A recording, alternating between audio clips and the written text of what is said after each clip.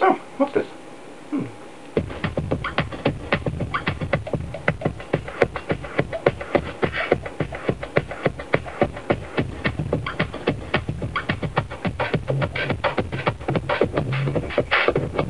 Oh, shut up, Shawn. To be human is to be curious. If there's one thing that distinguishes us human beings from other animals, it's that we have this drive to explore the world outside our immediate surroundings. We always want to know what is beyond that hill. We always want to know what's inside that cave. We always want to know what's hidden underneath that cover.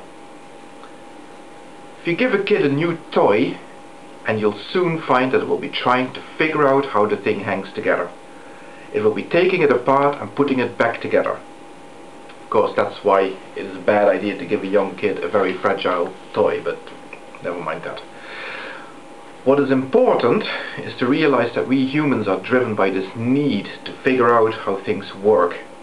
To deny this is to pretend that one isn't human.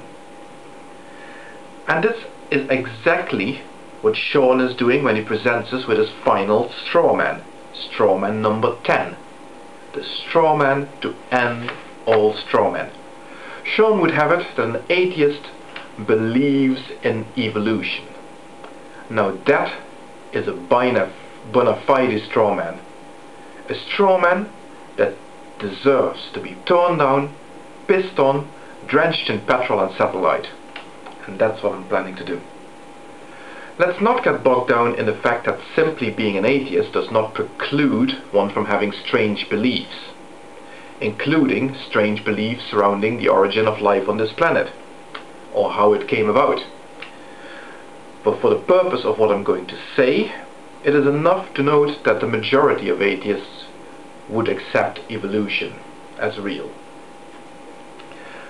But accepting that something is real is not the same as believing it.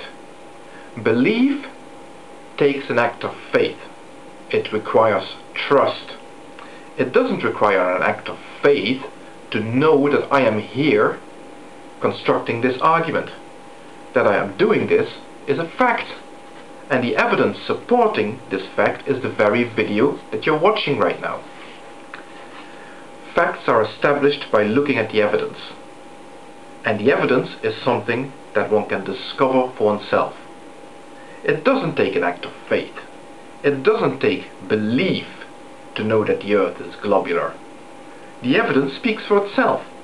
All it takes is for you to go out and discover it for yourself. The evidence for the fact that life on this planet has evolved over billions of years is equally overwhelming. It doesn't take an act of faith to accept that. You don't need to believe it. The scientific papers presenting the evidence are in the public domain, and you can easily go and check them out for yourself. So, do belief, faith and trust not come into the picture at all then, when we think about science? Of course they do. We believe that scientists will present verifiable evidence. We have faith in their expertise in the field. We trust that they will do their work conscientiously. But we don't need to be blind on that account, and that's the big difference between this and religious belief and faith. Our belief does not need to be without foundation. Our faith can be justified. Our trust is one that can be taken with open eyes. It's not blind.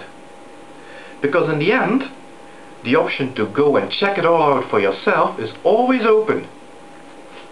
In the end, if we don't believe that an individual scientist is presenting genuine evidence, we can go and check the evidence at source. If we don't have faith in a scientist's ability, we can get somebody else to repeat the experiment. If we don't trust a scientist, we can rest assured that his or her peers will only be delighted to scrutinize their work and prove them wrong. And don't think that I'm trying to paint the scientific establishment as flawless.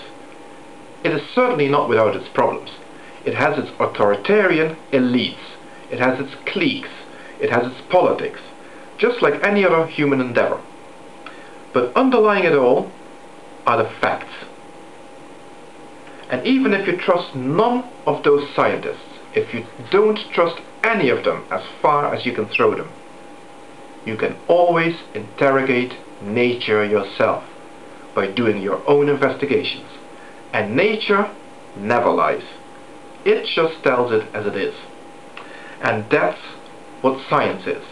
A celebration of that most fundamental human quality, curiosity, the sheer pleasure of finding things out, as Richard Feynman called it.